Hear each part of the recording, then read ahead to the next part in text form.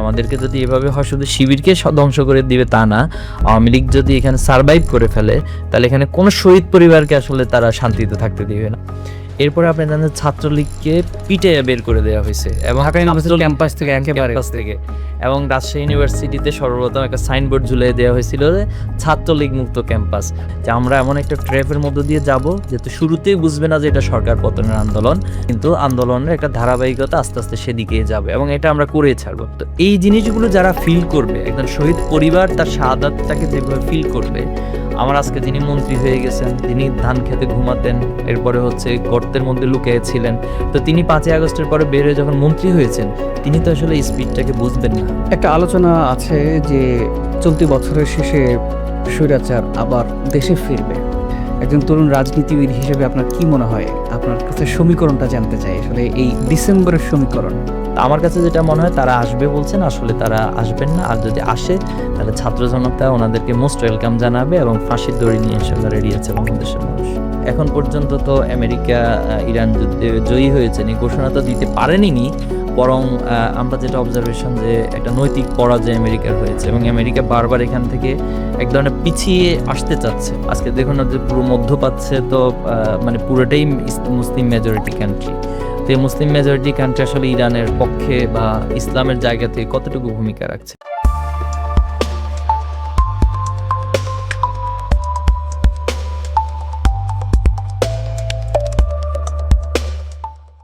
সুপ্রিয় দর্শক শ্রোতা, আসসালামু আলাইকুম। ইরান রেডিও বাংলার নিয়মিত পডকাস্ট মুখোমুখিতে আপনাদের প্রত্যেককে স্বাগত জানাচ্ছি। আমি শাহাদাত হোসেন।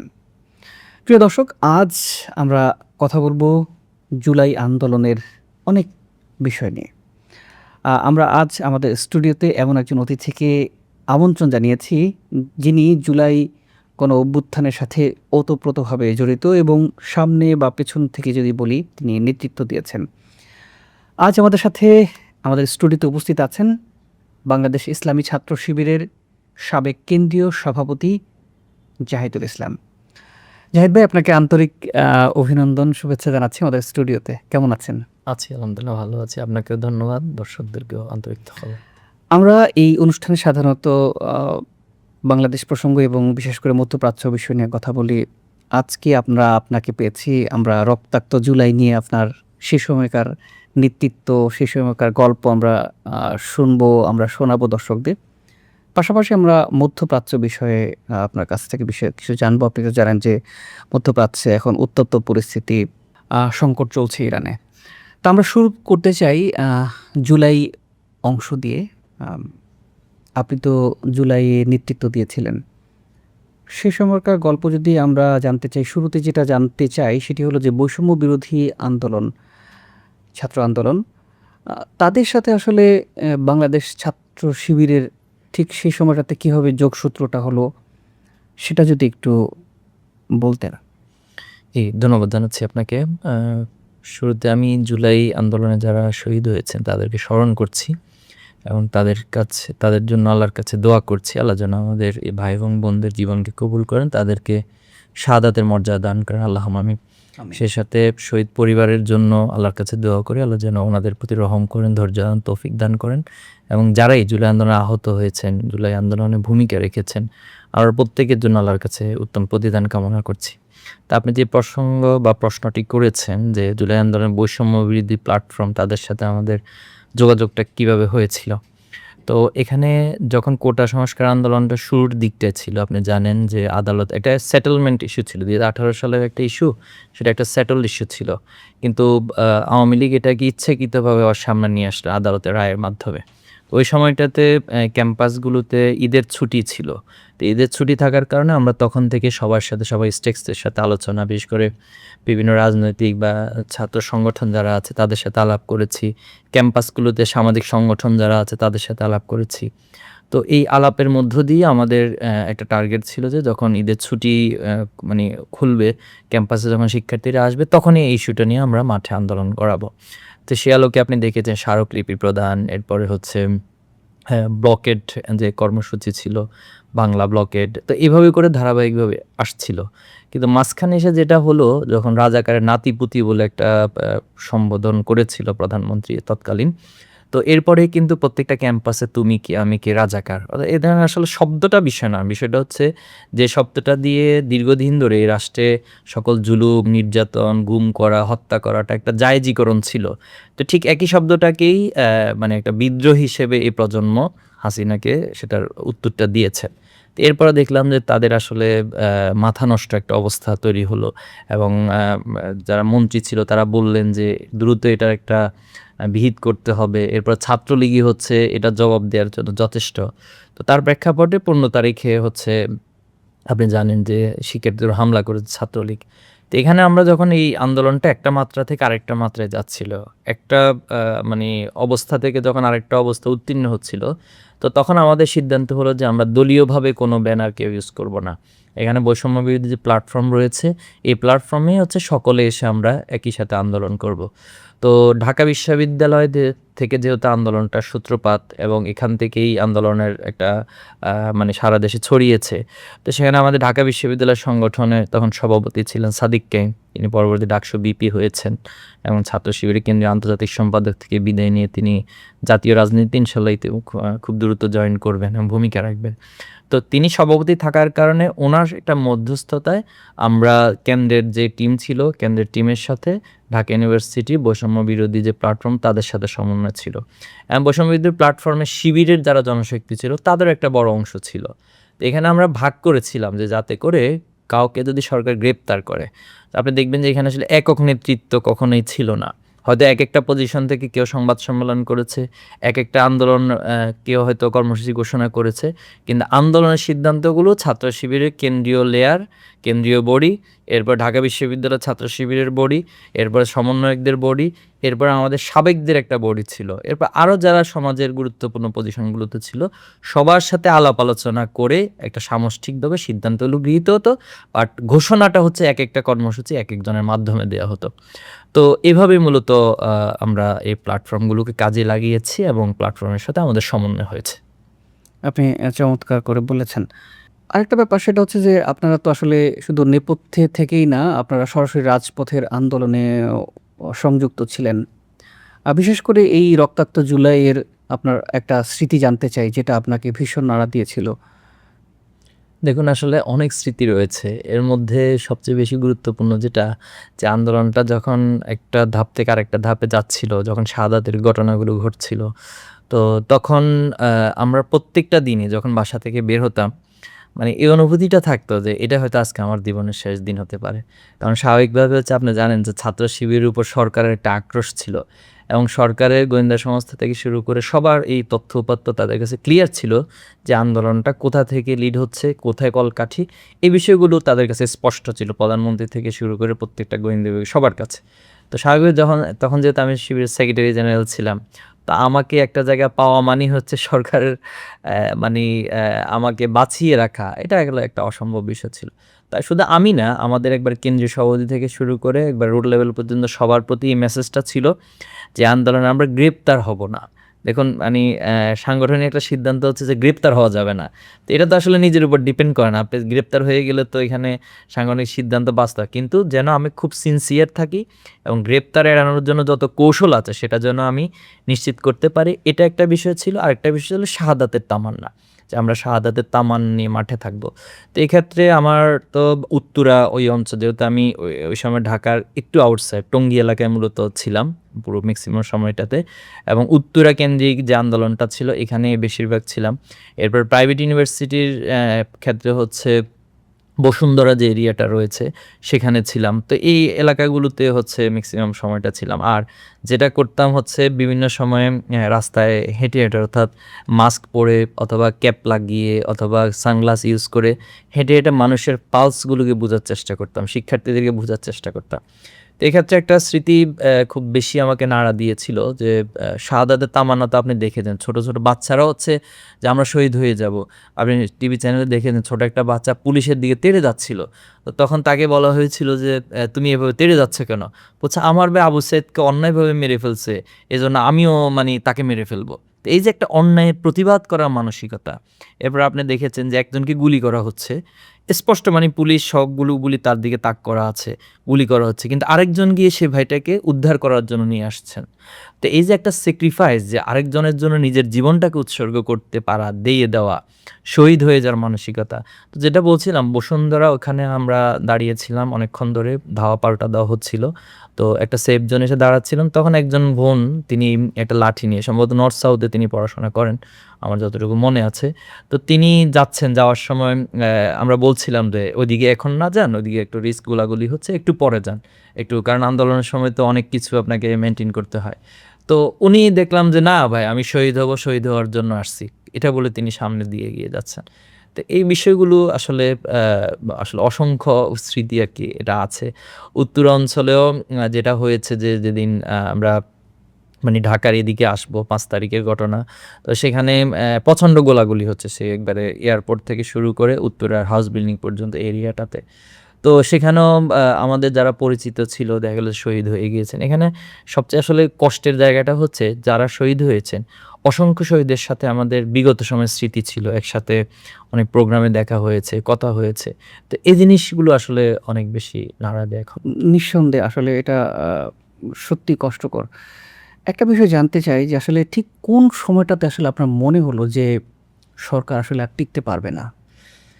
এটা যদি আপনি একবারে মানে ডেপথলি আমি তো আপনাকে এটা কি যখন আবু পর্যালোচনাটা সাইদ কে মারা হলো, তিনি যখন শহীদ হলেন, তখন কি আপনাদের মনে হলো যে আ সরকারটা সত্যিই, কারণ আন্দোলনের যে গতি প্রকৃতি যেদিকে যাচ্ছে, মানে আপনারা সাংগঠনিকভাবে কখন আসলে একটা মানে অনুভূতি আসা যে আসলে এই সরকারটা শেষ পর্যন্ত আসলে টিকছে না, এরকমটা কখন মনে হলো? এটার একটা সিকোয়েন্স আছে। আমি যদি বলি প্রথমত বাংলাদেশের এই জায়গায় দাঁড়িয়ে তুমি কি আমি কি রাজাকার এই স্লোগানটা ক্যাম্পাসে দিতে পারা এবং পুরো ছাত্র সমাজ পুরো প্রজন্ম সেটা দিতে পারা, এটা ছিল একটা বড় বিদ্রোহ। বিশাল। একটা বিদ্রোহ থেকে মূলত আসলে এই আন্দোলনের যাত্রাটা একটা অন্য মাত্রিকতায় পৌঁছেছে।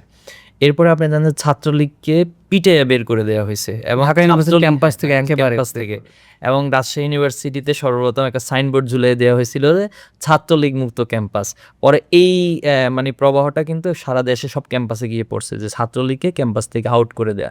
তো একটা ক্ষমতাসীন দলের ছাত্র সংগঠন যারা হলো বাংলাদেশের রাজনীতির জন্য ছাত্র অঙ্গনে ক্যাম্পাস অঙ্গনে একটা বড় মানে স্বৈরতান্ত্রিকতার প্র্যাকটিসটা তারা তো ত্রাস ছিল। এবং তারা বলা চলে যে তারাই হচ্ছে একটা রাজনৈতিক দলের ক্ষমতা টিকিয়ে রাখার জন্য লাঠিয়াল বাহিনী হিসেবে কাজ করতো। তখন এই ফোর্সটাকে আপনি বের করে দিতে পেরেছেন, তার মানে হচ্ছে এখানে সামথিং ইজ ডিফারেন্ট।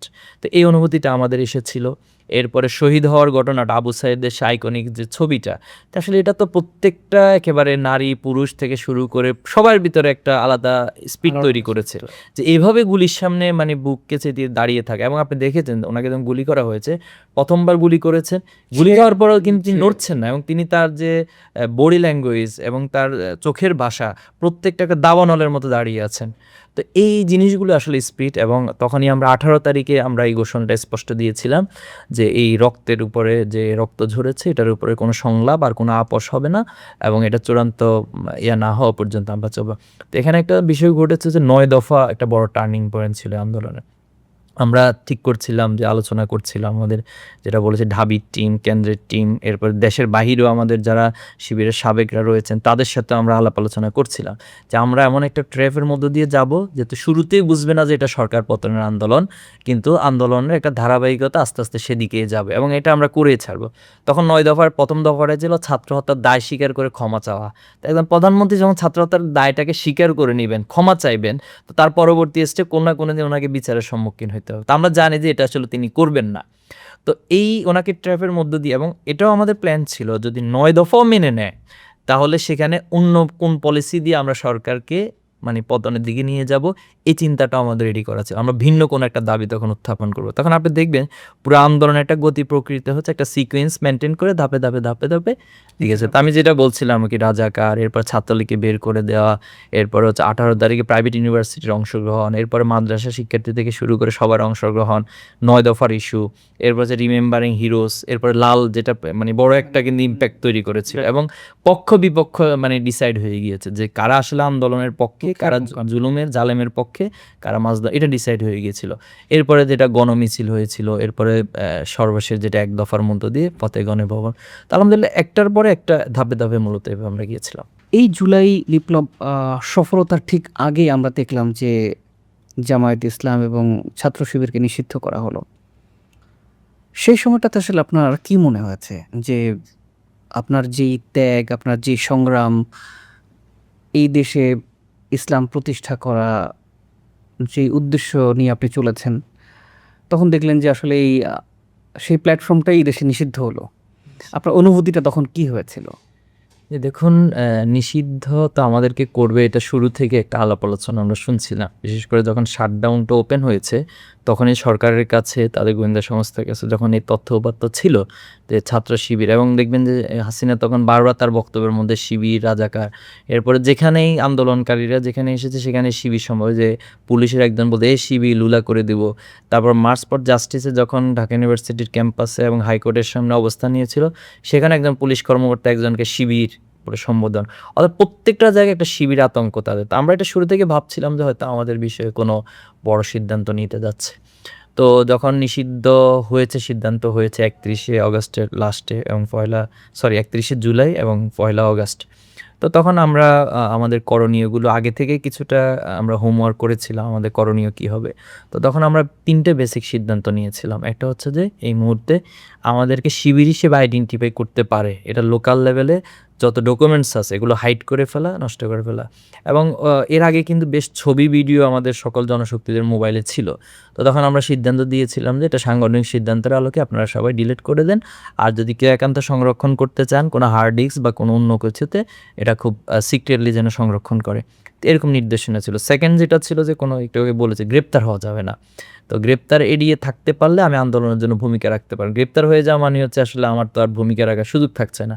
তো এই জন্য আমরা এটা খুব সিরিয়াসলি, যাতে করে সতর্কতার সাথে নিজেদেরকে সেভ করতে পারি। আর থার্ড ছিল যে শাহাদাতের তামান্না নিয়ে আমরা মাঠে থাকবো, এবং এটার আমাদের এখন বিকল্প আর কোনো রাস্তা নাই। আমাদেরকে যদি এভাবে হয় শুধু শিবিরকে ধ্বংস করে দিবে তা না, আওয়ামী লীগ যদি এখানে সারভাইভ করে ফেলে, তাহলে এখানে কোনো শহীদ পরিবারকে আসলে তারা শান্তিতে থাকতে দিবে না। আপনি দেখেছেন তারা ওই অবস্থা আবু সাঈদের যে তদন্ত করেছে, রিপোর্ট দিয়েছে আবু সাঈদকে নাকি আন্দোলনকারীর হত্যা, অথচ আমরা স্পষ্ট দেখতে পাচ্ছি সেখানে যে গুলির মাধ্যমে গুলি করেছেন। তো এরকম বয়ানগুলো তারা এস্টাবলিশ করতো এবং বাংলাদেশ থেকে ইসলামটাকে এবং আমার এখনও মনে আছে ওই সময় আমরা বারবার বদর যুদ্ধের সেই ইতিহাসকে স্মরণ করছিলাম যে আল্লাহ সাল্লাল্লাহু আলাইহি সাল্লাম তো উপায় উপকরণের দিক থেকে সর্বোচ্চটুকু আয়োজন তিনি করেছেন, কিন্তু ঠিক বদর যুদ্ধের আগের দিন রাতে তিনি আল্লাহর কাছে যায় না আমাদের দোয়া করছেন যে আল্লাহ, আজকে যে একটা অসম যুদ্ধ, সংখ্যার দিক থেকে অসম, যুদ্ধের সরঞ্জামের দিক থেকে অসম, তো এই পর্যায়ে আসলে আজকে যদি ছোট্ট বাহিনী পরাজিত হয়, তাহলে এই জমিনে আসলে আপনার দিনের কথা বলা, ইসলাম প্রচার করার মানুষ থাকবে না। তো জন্য আজকে এখন আমরা আপনার সাহায্যের ভিখারি, আপনি সাহায্য। তো আমরা যেটা পরবর্তী দেখেছি, আল্লাহ তাআলা স্পষ্ট সাহায্য করেছেন বদর যুদ্ধে, এবং সেখানে আল্লাহ তাআলা কোরআনে এটা বলেছেন, লাকাদ নাসারাকুমুল্লাহু বিবাদরিন, যে বদরে আল্লাহর প্রত্যক্ষ সাহায্যের মধ্য দিয়ে বিজয়। আসলে দেখুন এই বাংলাদেশের প্রেক্ষাপটে কিন্তু বিষয়টা এমনই ছিল, যেখানে পুরো রাষ্ট্রযন্ত্রের সকল অস্ত্রগুলো সাধারণ নাগরিকের বিরুদ্ধে ব্যবহার করা হয়েছে। তো তার বিপরীতে নাগরিকদের কি ছিল? সর্বোচ্চ হয়তো ছোট্ট একটা লাঠি ছিল হাতে, তাও সবার কাছে ছিল না। এরপরে হয়তো ছোট্ট একটা কনক্রিট ছিল, এর বেশি কিছু তো ছিল না। কিন্তু এখানে একটা স্পিরিচুয়াল যে শক্তিটা, বিশেষ করে হচ্ছে আপনি দেখবেন যে একদিকে গোলাগুলি হচ্ছে, আবার একদিকে হচ্ছে নামাজের সময় হচ্ছে আজান হচ্ছে, ইকামত হচ্ছে, নামাজে দাঁড়িয়ে যাচ্ছে। এরপরে বিজয়ের পরও আপনি দেখবেন যে সবাই মাটিতে লুটিয়ে আল্লাহকে সেজদা দিয়েছে। তো এই জন্য আমাদেরও এই নিষিদ্ধ হওয়ার পর আমরা বারবার আসলে আল্লাহর সাহায্যের, আমাদের উপকরণ তো আমরা ব্যবহার করছি সর্বোচ্চটুকু, বাট আল্লাহর সাহায্যের প্রত্যাশার জায়গাটা আমাদের অনেক বেশি ছিল। তো এরই একটা প্রতিক্রিয়া হিসেবে আলহামদুলিল্লাহ একটা বিজয় আল্লাহ তাআলা আমাদেরকে দিয়েছেন। আমরা এই পর্যায়ে একটু বর্তমান বাংলাদেশ নিয়ে কথা বলতে চাই। জুলাই প্রায় 2 বছর হয়ে গেল জুলাই গণঅভ্যুত্থানের। আমরা জুলাই চেতনা নিয়ে, স্পিরিট নিয়ে একটু কথা বলতে চাই। আসলে যেই স্পিরিট নিয়ে এত মানুষের আত্মত্যাগ, এত রক্ত, এত সংগ্রামের পরে আমরা নতুন বাংলাদেশ পেলাম।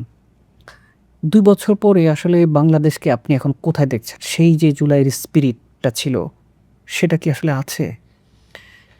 দেখুন বা কতটুকু আছে? জি, জুলাইয়ের স্পিরিটটা এখনও আসলে মানুষের মাঝে বিরাজ করছে, কিন্তু আমাদের কষ্টের জায়গা হচ্ছে যারা জুলাইয়ের কারণে রাজনৈতিকভাবে সবচেয়ে বেনিফিশিয়ারি হয়েছেন, তাদের মাঝে আসলে স্পিডটা কতটুকু লালন করে। তা আমি এখানে খুবই স্পষ্টভাবে এবং খুব দৃঢ়তার সাথে বলব, এই আন্দোলনটাকে টেকনাফ থেকে তেঁতুলিয়ার জায়গা থেকে ওন করতে পারা, এটা আসলে যারা বর্তমানে মন্ত্রী হয়েছেন তারা কতটুকু পারবে আমি জানি না। ইভেন অনেক সমন্বয়কদের মাঝে আমরা এই প্রবণতা দেখেছি যে তারা দুনিয়াবি অথবা হচ্ছে জুলাই পরবর্তী এই সময়টাতে কীভাবে স্বার্থগুলোকে উদ্ধার করবেন এই প্রবণতা দেখেছি। আমি একটু আগে বলেছি, কারণ জুলাইতে যত শহীদ হয়েছে এর মধ্যে অনেক শহীদের সাথে আমার এই শাহাদাতের তাদের জীবিত থাকা অবস্থার স্মৃতি রয়েছে। তো এই জিনিসগুলো যারা ফিল করবে, একজন শহীদ পরিবার তার শাহাদাতটাকে যেভাবে ফিল করবে, আমার আজকে যিনি মন্ত্রী হয়ে গেছেন, যিনি ধান খেতে ঘুমাতেন, এরপরে হচ্ছে গর্তের মধ্যে লুকিয়েছিলেন, তো তিনি 5ই আগস্টের পরে বের হয়ে যখন মন্ত্রী হয়েছেন, তিনি তো আসলে এই স্পিডটাকে বুঝবেন না, অনুধাবন করবেন না, এটা বাস্তবতা রয়েছে। তো এই জায়গা থেকে যারা রাজনৈতিক জায়গা থেকে বেনিফিশিয়ারি, আমার মনে হয় তাদের এই স্পিডের ক্ষেত্রে ঘাটতি রয়েছে। তো তাদের প্রতি আমার আহ্বান থাকবে হচ্ছে, আপনারা যে রক্তের উপরে ক্ষমতা আসার সুযোগ পেয়েছেন, অথবা তো আজকে আবু সাইদ যদি জীবন না দিত, মুগ্ধ জীবন না দিত, শান্ত, আলী রায়হানরা যদি জীবন না দিত এবং এভাবে করে এত মানে জানে যে আমি রাস্তায় যাওয়া মানে আমার নিশ্চিত মৃত্যু, এবং ছোট ছোট বাচ্চারা যদি মাঠে নেমে না আসতো, আমার মায়েরা যদি নেমে না আসতো, সারা দেশের সকল শক্তিগুলো, দেশি বিদেশি শক্তিগুলো যে একযোগে এই মানে পেশিবাদের বিরুদ্ধে না দাঁড়াতো, তাহলে তো আপনাদের ক্ষমতা আসার কথা ছিল না। তাহলে আজকে আপনারা জুলাই সেই স্পিডটাকে উপলব্ধি করা দরকার। এর জন্য আমি প্রত্যেকের কাছে অনুরোধ থাকবে, আপনার শহীদ পরিবারদের কাছে একটু যান। আহত যারা রয়েছে, এখনও তো আমাদের হাজার হাজার ভাইয়েরা আহত রয়েছেন, এবং অনেকে আছে জীবনে কোনোদিন তিনি স্বাভাবিক জীবনে আসবেন না। তো ওই মানুষগুলোর কাছে গিয়ে যদি ক্ষমতাসীনরা, যারা ক্ষমতা ভোগ করছে, একটু কাছাকাছি যান, তাদের হৃদয়ের কথাগুলো শোনেন, তাহলে আমি মনে করি তাদের দ্বারা জুলাই স্পিড বাস্তবায়ন করা সম্ভব। তবে আমি এটা বলবো যে বাংলাদেশে যারাই জুলাইয়ের সাথে আমরা সম্পৃক্ত ছিলাম, আমাদের মাঝে এখনও এই বোধটুকু আছে, এবং আমরা আমাদের যেটা কমিটমেন্ট, যে আমরা প্রয়োজনে শহীদ হব, আমরা রক্ত দিব, কিন্তু নব্য ফেসিবাদ অথবা জুলাইয়ের স্পিড এটাকে কোনোভাবে আমরা হারিয়ে যেতে দিব না। এটা হচ্ছে আমাদের কমিটমেন্ট। একটা আলোচনা আছে যে চলতি বছরের শেষে স্বৈরাচার আবার দেশে ফিরবে। আপনি তো সদ্য বাংলাদেশ ছাত্র শিবির থেকে শেষ করে এখন বাংলাদেশ জামায়াত ইসলামের মূলধারার রাজনীতিতে আছেন। একজন তরুণ রাজনীতিবিদ হিসেবে আপনার কি মনে হয়? আপনার কাছে সমীকরণটা জানতে চাই, আসলে এই ডিসেম্বরের সমীকরণ। আচ্ছা, প্রথমত হচ্ছে আওয়ামী লীগের রাজনীতিটাই হচ্ছে মার্চ আর ডিসেম্বর মাস, এটা ওনারা সবসময় এই চেতনার চেতনার রাজনীতি। তো ইতিপূর্বেও তিনি আসবেন, ওনার দলের লোকজন আসবেন, এই কথাটা বলেছেন। সবচেয়ে ইন্টারেস্টিং বিষয় হচ্ছে আওয়ামী লীগ মুখে যা বলে করে তার বিপরীত। দেখবেন আপনি, তারা বলেছিল যে আমরা কোনো দেশ থেকে পালাবো না, এটা কিন্তু খুব বেশি একেবারে মানে সবার কাছে এই কথাটা পরিচিত কথা, কিন্তু দেখা গেল যে তিনি পালিয়ে গেছেন। কিভাবে পালিয়ে গেছেন? একটা রাষ্ট্রের প্রধানমন্ত্রী থেকে শুরু করে একেবারে ধরুন রাস্তার যাদের একবারে পিয়ন পর্যন্ত, যারাই আওয়ামী লীগের মানে নোংরা রাজনীতির সাথে সম্পৃক্ত, সব একযোগে পালিয়েছেন। এবং কেউ কেউ আপনি দেখেছেন যে মন্ত্রী ছিল, এরপরে বড় ব্যবসায়ী ছিল, তিনি ট্রলারে করে লুঙ্গি পরে অথবা হচ্ছে তার দাড়ি ছিল, দাড়ি শেভ করে পালিয়ে যাচ্ছেন। এরপরে একজন বিচারপতি, খুব দাম্ভিকতার সাথে তিনি একটা তো বিভিন্ন সময় কথা বলতেন, তো উনি দেখা গেল সীমান্ততে মানে কলা পাতা পেঁচিয়ে সেখানে পড়ে আছেন। তো এগুলো বলছি আসলে এজন্য যে এরপরও যদি এদের শিক্ষা না হয়, তো আসলে এদের এই নির্লজ্জতার বিষয়ে কিছু বলার নাই। তো এখন পর্যন্ত আপনি কি আওয়ামী লীগের কোনো কারো মুখে এটা শুনেছেন যে এতগুলো হত্যাকাণ্ড হয়েছে, এরপরে তাদের ভিতরে কোনো অনুশোচনা আছে? কোনো অনুশোচনা নাই। তো আমার কাছে যেটা মনে হয়, তারা আসবে বলছেন, আসলে তারা আসবেন না। আর যদি আসে, তাহলে ছাত্র জনতা ওনাদেরকে মোস্ট ওয়েলকাম জানাবে, এবং ফাঁসির দড়ি নিয়ে ইনশাল্লাহ রেডি আছে বাংলাদেশের মানুষ। আপনাকে অনেক ধন্যবাদ। আমরা একটু মধ্যপ্রাচ্য সংকট নিয়ে কথা বলতে চাই। আপনি তো জানেন যে ইরানে আগ্রাসন চালানো হয়েছে, বিশেষ করে চলতি বছরের 28 ফেব্রুয়ারি আমেরিকা ইসরায়েলের আগ্রাসন, অন্যায় আগ্রাসন। আমরা শুরুতেই দেখলাম যে ইরানের সর্বোচ্চ ধর্মীয় নেতা আয়াতুল্লাহ আলী খামেনি সহ শীর্ষ জেনারেলরা নিহত হয়েছে। নিঃসন্দেহে এটা ইরানের জন্য অনেক বড় একটা ক্ষতি। কিন্তু পরপরই আমরা দেখলাম যে 40 দিন ইরান এই যে বিশ্বের সবচেয়ে শক্তিশালী যাদের ক্ষমতা, এদেরকে মানে প্রতিরোধ তৈরি করেছে, এবং ভালোভাবে প্রতিরোধ তৈরি করেছে। অনেক মানুষের আসলে মনে প্রশ্ন জাগে যে আসলে এত বড় পরাশক্তি দুইটা দেশকে এই 40 দিন প্রতিরোধ করার যে সামর্থ্য ইরানিদের আমরা দেখলাম সারা দুনিয়ার মানুষ। এই ডিফেন্স স্ট্র্যাটেজিটাকে আসলে আপনি কিভাবে দেখছেন ইরানের? আচ্ছা, প্রথমত হচ্ছে এখানে আমি দুটো দিককে দেখি টোটাল ইরানের। একটা হচ্ছে স্পিরিচুয়াল একটা সাইড, আর একটা হচ্ছে উপকরণগত সামর্থ্য বা সে প্রস্তুতি। তো এখানে আলহামদুলিল্লাহ ইরান যেহেতু মুসলিম অথবা ইসলামী প্রজাতন্ত্রের একটা রাষ্ট্র, তারা কিন্তু তাদের নাগরিকদের মাঝে স্পিরিচুয়াল শক্তিটাকে বেশ ভালোভাবে এস্টাবলিশ করতে পেরেছেন। এবং আমরা দেখেছি যে সেখানে নারী পুরুষ মানে সবাই হচ্ছে রাস্তায় নেমে যাচ্ছেন, সবাই প্রতিবাদ জানাচ্ছেন এবং সবাই শাহাদাতের যে তামান্না, ইসলামের আসলে জিহাদ বলুন অথবা হচ্ছে মানে টোটাল শক্তির কাঠামোর বা কোনো একটা শক্তিকে মোকাবেলার ক্ষেত্রে এই শাহাদাতের তামান্নাটা অনেক বড় একটা আধ্যাত্মিক জায়গা থেকে কাজ করে। তো সেখানে আমরা নেতৃবৃন্দকেও দেখেছি, তারা শহীদ হয়েছেন। এরপরে হচ্ছে তারা শহীদ হওয়ার পরে পরবর্তী আরেকটা লেয়ার এসে নেতৃত্ব গ্রহণ করছেন, নেতৃত্ব দিচ্ছেন। তো তারাও যে শহীদ হবেন না বা হতে হবে না এটা তারা মনে করেন না, তারাও শাহাদাত তামান্না, সেটা ফিলিস্তিনের ক্ষেত্রে আমরা দেখেছি। তো এই ক্ষেত্রে ইরান আলহামদুলিল্লাহ এই জায়গাটাতে খুব ফার্স্ট একটা ভূমিকা রেখেছে। আর সেকেন্ড যেটা সেটা হলো যে উপকরণগত। তো আমরা আসলে আগে একটা ধারণা ছিল যে ইরানের সক্ষমতা আসলে কতটুকু থাকবে বা কতটুকু তারা রাখতে পারবে। এরপরে যেখানে আমেরিকার মতো পরাশক্তি, আসলে এখানে উপকরণ দিক থেকে একটা অসম বলা চলে যে অবস্থান। তো সেখানেও আলহামদুলিল্লাহ দেখেছি যে ইরান খুব টেকনিক্যাল ওয়েতে এবং খুব চমৎকারভাবে এই জায়গাটা বেশ সমৃদ্ধ করেছে, যেটা আমাদের আগের ধারণার তুলনায় এই যুদ্ধের সময়কালীন সময়টাতে আমরা বুঝেছি যে না, আলহামদুলিল্লাহ ইরান এখানে বেশ ইমপ্রুভ করেছে। তো তারই আলোকে এখন পর্যন্ত তো আমেরিকা ইরান যুদ্ধে জয়ী হয়েছেন এই ঘোষণা তো দিতে পারেনি, বরং আমরা যেটা অবজারভেশন যে একটা নৈতিক পরাজয় আমেরিকার হয়েছে এবং আমেরিকা বারবার এখান থেকে এক ধরনের পিছিয়ে আসতে চাচ্ছে, কিন্তু হয়তো তার ওই যে দাম্ভিকতার কারণে সেটা করতে পারতো। সব কিছু মিলে এখানে ইরানের অবস্থানটা দুদিক থেকে আলহামদুলিল্লাহ তারা খুব ভালো প্রমাণ রাখতে পেরেছে। একটা বিষয় সেটি হলো মানে যেই লক্ষ্যমাত্রা বা যে টার্গেট নিয়ে মূলত আসলে ইরানে আগ্রাসন চালানো, আ ২০২৫ সালেও একটা যুদ্ধ হয়েছে। ২০২৬ সালের শুরুতে ৪০ দিনের হলো। এখন আবার বেশ কয়েকদিন ধরে যুদ্ধ বা আগ্রাসন চলছে। সামগ্রিকভাবে যদি বলি যে লক্ষ্যমাত্রা নিয়ে আসলে তারা এই আগ্রাসনটা চালাচ্ছে, আপনার কি মনে হয় এটা কি তাদের আ লক্ষ্যমাত্রা পূরণ হয়েছে নাকি আসলে তাদের ক্যালকুলেশনে বা তাদের সমীকরণে কিছুটা ভুল ছিল? দেখুন, এই রাজনৈতিক বা মানে বিশ্বে যে যুদ্ধগুলো হয় এখানে তো কয়েকটা ফ্যাক্টর থাকে, শুধু একটা ফ্যাক্টর না। এখানে পলিটিক্যাল একটা ফ্যাক্টর থাকে, অর্থনীতি একটা বড় ফ্যাক্টর থাকে। এরপর হচ্ছে ইসলাম এবং যেটা আপনার এডওয়ার্ড সাইদ ওনার ওরিয়েন্টালিজম বইতে উল্লেখ করেছেন, পশ্চিমারা তারা প্রাচ্যকে আসলে কোন দৃষ্টিকোণ থেকে, ওই যে শুরুর দিকে যে কলোনিয়ালিজম, এরপর আধারিং করার একটা জায়গা, এরপরে ইসলামী শক্তি কে আসলে নিঃশেষ করে দেওয়া। তো এই সব কিছু মিলে আসলে তাদের লক্ষ্যমাত্রাটা তারা ঠিক করেছেন। তো এই জায়গায় এসে আমাদের দুর্ভাগ্য হচ্ছে আসলে আমরা মুসলিম যে শক্তিগুলো রয়েছি, আমাদের ভিতরে ইসলামের যে মূল কনসেপ্ট ঐক্যবদ্ধ থাকা, ওয়াতাসিমু বিহাবলিল্লাহি জামিআ ওয়ালা তাফাররাকু, তো এই নীতিবোধগুলোকে আমরা কেন জানি নিতে পারছি না। আজকে দেখুন না যে পুরো মধ্যপ্রাচ্যে তো মানে পুরোটাই মুসলিম মেজরিটি কান্ট্রি। তো এই মুসলিম মেজরিটি কান্ট্রি আসলে ইরানের পক্ষে বা ইসলামের জায়গা থেকে কতটুকু ভূমিকা রাখছে। তো তারাও তাদের ওই অর্থনীতিকেই দিন শেষে ক্যালকুলেশন করছে। তারাও তাদের নিজস্ব ক্ষমতার যে সীমা পরিসীমা সেটাকে টেকসই করা এই বিষয়গুলোকে রাখছে। তো সব কিছু মিলে ইরানকে আমি যেটা শুরুর প্রথম প্রশ্নে বলেছি, আমরা স্পিরিচুয়াল জায়গায় এবং তাদের উপকরণ এবং নৈতিক জায়গাটাতে এগিয়ে রাখছি এবং আমেরিকা এখানে সত্যিকার অর্থে আসলে তাদের একটা নৈতিক পরাজয়ের দিকেই তারা ধাবিত হচ্ছে। আল্লাহ না করুক শেষ পর্যন্ত যদি এই ২ পরাশক্তির আগ্রাসনের মুখে টিকতে না পারে ইরান, যদি হেরে যায়, সেক্ষেত্রে শুধু ইরানেই তো নিশ্চয়ই প্রভাব পড়বে না। তামাম বিশ্ব মুসলিম জাহানেও এটা একটা প্রভাব পড়বে নিঃসন্দেহে বলা যায়। আপনার কাছে জানতে চাই এই বিষয়টা নিয়ে আসলে। আপনি আমি কি মনে আসলে করছেন আসলে? কোনো ইসলাম বা মুসলিম শক্তিকে কখনো পরাজিত হবে বা হওয়ার সুযোগ আছে এটা মনে করি না।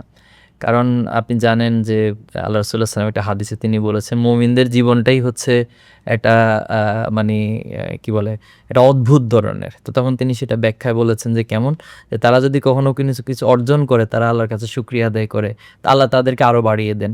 আবার কখনো যদি কোনো অর্জন থেকে তারা বঞ্চিত হন, আল্লাহ তাদেরকে সে অর্জনটা থেকে বিরত রাখেন, তখন তারা ধৈর্য ধারণ করেন এবং পরবর্তীতে সে অর্জনের দিকে তারা ধাবিত হয়। তো এখানেও আল্লাহ তাআলা তাদেরকে ধৈর্যের কারণে তাদেরকে পুরস্কৃত করেন এবং তাদেরকে আরো বড় বিজয়ের দিকে ধাবিত করেন। তো আপনার এই হাইপোথেটিক্যাল কোয়েশ্চেনের আলোকে আমি মনে করি না যে আসলে যারা সত্যিকার অর্থে আল্লাহর জন্য অথবা পৃথিবীতে ন্যায় এবং ইনসাফের জন্য লড়াই করবে তাদের কখনো কোনো পরাজয় থাকতে পারে না। নিশ্চয়ই। আবার একটু বাংলাদেশ প্রসঙ্গে ফিরি। যেহেতু মধ্যপ্রাচ্যে একটা ক্রাইসিস চলছে। আমাদের বাংলাদেশের মতো উদীয়মান একটা অর্থনীতির দেশ। নিঃসন্দেহে সারা বিশ্বব্যাপী এটার প্রভাব তো পড়বেই। সেক্ষেত্রে বাংলাদেশ নিয়ে কথা বলতে চাই। আমরা দেখেছি যে ৪০ দিনের যুদ্ধের সময় বাংলাদেশে কিন্তু বেশ প্রভাব পড়েছে। বিশেষ করে আমাদের অয়েল ক্রাইসিস হয়েছে। আমরা দেখেছি বিভিন্ন ডিপোগুলোতে মানুষের দীর্ঘ সারির লাইন। এখন যদি এই যুদ্ধের পরিস্থিতিটা দীর্ঘ হয়, সেক্ষেত্রে আপনি তো জানেন যে মধ্যপ্রাচ্যে আমাদের অনেক দেশে আমাদের যে শ্রমিকরা কাজ করেন বা যারা প্রবাসীরা আছেন। তো সবকিছু মিলিয়ে আমাদের সংকটটা কেমন হতে পারে বা আ এটার মানে বিষয়টা কিভাবে দেখেন? জি, এটা তো খুব স্বাভাবিক যে বাংলাদেশের অর্থনীতি তো আর শুধু একক অর্থনীতি না। এখনো তো পুরো একটা বিশ্ব বাজার অর্থনীতির মধ্য দিয়ে আমরা যাই।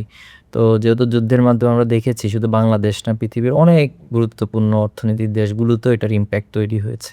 তো বাংলাদেশের সবচেয়ে যেটা বাংলাদেশ তো অয়েলটা পুরোটা একটা আমদানি নির্ভর। আমাদের এখানে নিজস্ব কোনো অয়েল মানে প্রোডিউসিং কোনো সিস্টেম বা কোনো কিছু নেই।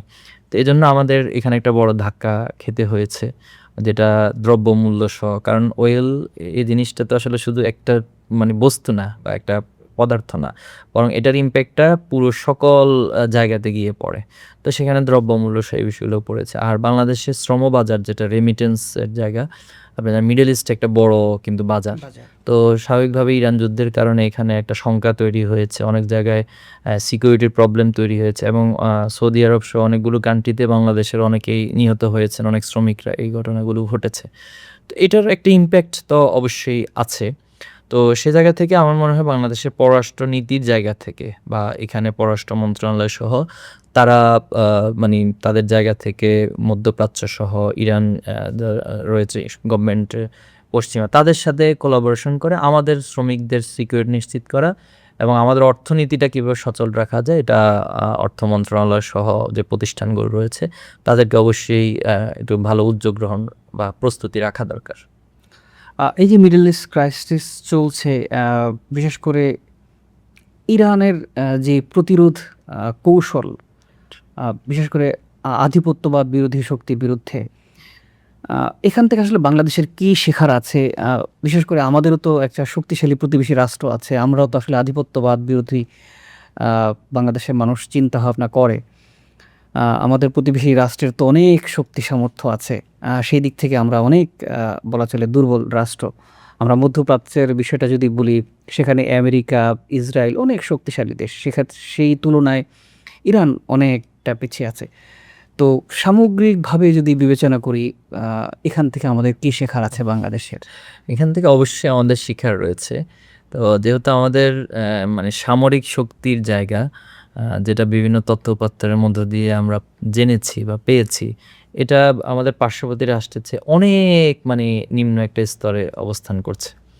তো এটা সার্বভৌমত্বের জায়গা থেকে অবশ্যই আমাদের যারা সরকার এসেছেন এবং জুলাই পরবর্তীতে তো আসলে জুলাইতেও আপনার আধিপত্যবাদের বিরুদ্ধে কিন্তু একটা অবস্থান বা শক্তিটাও কিন্তু জুলাইতে বড় স্পিড হিসেবে কাজ করেছে।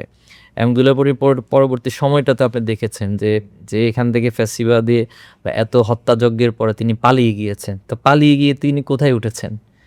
পার্শ্ববর্তী সেই রাষ্ট্রটাতে তারাই তাকে আশ্রয় দিয়েছেন। এবং এই খুনিকে যারা আশ্রয় দিতে পারে তারা কখনো বাংলাদেশের জন্য নিরাপদ আমি এটা মনে করি না। এবং ইতিমধ্যে বিগত সময়ে আপনারা দেখেছেন যে হাসিনা সরকারের সময় বলা হয়েছে যে ভারতকে আমরা এত দিয়েছি। আমার কাছে নাই কিছু এরপর আমি এত দিয়েছি তারা আজীবন মনে রাখবে, আজীবন হাসিনাকে ক্ষমতায় রাখবে।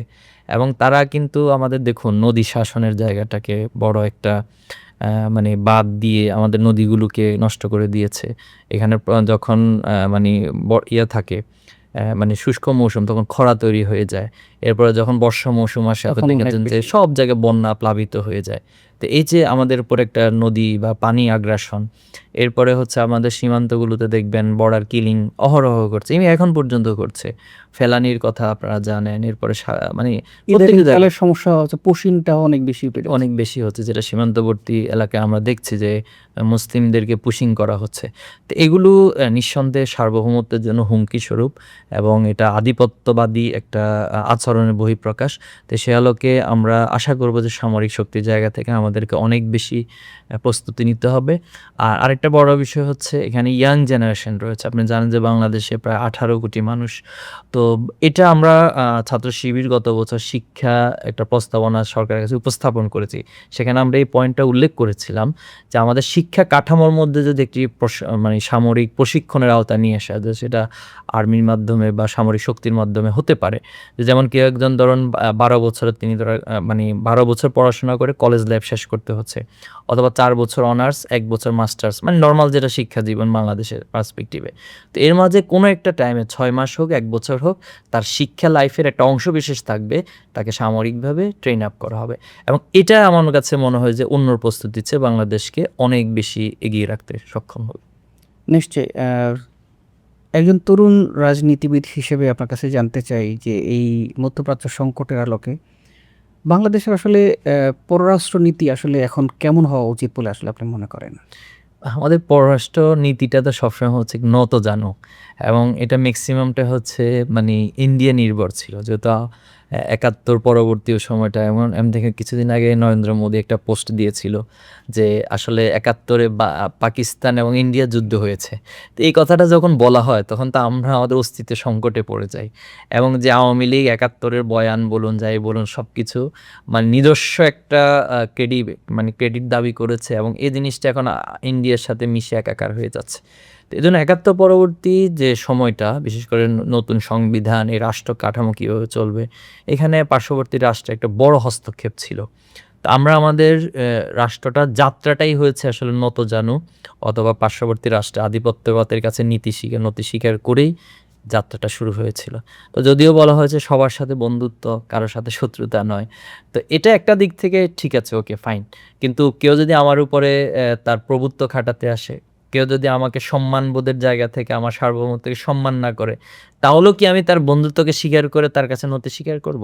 তো এজন্য আমার পররাষ্ট্রনীতিতে এই জায়গাটা নিয়ে বেশ আলাপ আলোচনা হয়ে এটার একটা সমাধান অবশ্যই হওয়া দরকার। আর আমি এটা বিশ্বাস করি, হ্যাঁ, যেহেতু এখন একটা গ্লোবালাইজেশনের যুগ, এখানে প্রত্যেকটা রাষ্ট্রের সাথেই আমার অর্থনৈতিক বিষয়ে জড়িত আছে, আমার মানে রাজনৈতিক বিষয় জড়িত রয়েছে। তো এজন্য আমরা যেন শত্রু, মিত্র, বন্ধু, এটা আমার নিজের স্বার্থকে ঠিক রেখে নির্ধারিত হয়, এটা নিশ্চিত করতে হবে। আমরা অনুষ্ঠান শেষ করব, তার আগে আমরা একজন জাহিদুল ইসলাম সম্পর্কে জানতে চাই। আপনার সম্পর্কে জানার আগ্রহ আসলে অনেক মানুষের। আপনার শৈশব, লেখাপড়া, আপনি সদ্য ছাত্র শিবির ছেড়ে এখন জামায়াত ইসলামীতে যোগ দিয়েছেন, নতুন দায়িত্ব পালন করছেন। সবকিছু মিলিয়ে একটু যদি আপনার সম্পর্কে বলেন, তারপর আমরা অনুষ্ঠান শেষ করে দিব। শৈশব থেকে শুরু করলে তো অনেক লম্বা হয়ে যাবে। তো আমার শৈশব কৈশোর গ্রামে কেটেছে। আমার গ্রামের বাড়ি কুমিল্লা, চৌদ্দগ্রাম উপজেলায়। তো সেখান থেকে ছোটোবেলা বড় হয়েছে, যেটা স্বাভাবিক একটা গ্রামে বড় হয়। আত্মীয়স্বজন, পাড়া প্রতিবেশী, ছেলেদের সাথে খেলাধুলা, কাদার মধ্যে খেলাধুলা। তো এভাবে করে হয়েছে। এরপরে ইন্টারমিডিয়েটের পরে ইউনিভার্সিটিতে এসেছি ঢাকায়। তো এরপরে তো হচ্ছে সাংগঠনিক লাইফ পুরোটা কেটেছে, ছাত্রজীবন কেটেছে। ছাত্র শিবির তো একটা বিশাল অধ্যায়। কৈশোর থেকে শুরু করে একেবারে মানে যৌবনের এই পর্যায় পর্যন্ত এসে পুরোটাই শিবিরের সাথে একাকার হয়ে কেটেছে। এরপরে তো হচ্ছে সাংগঠনিক লাইফ পুরোটা কেটেছে, ছাত্রজীবন কেটেছে। ছাত্র শিবির তো একটা বিশাল অধ্যায়। কৈশোর থেকে শুরু করে একেবারে মানে যৌবনের এই পর্যায় পর্যন্ত এসে পুরোটাই শিবিরের সাথে একাকার হয়ে কেটেছে।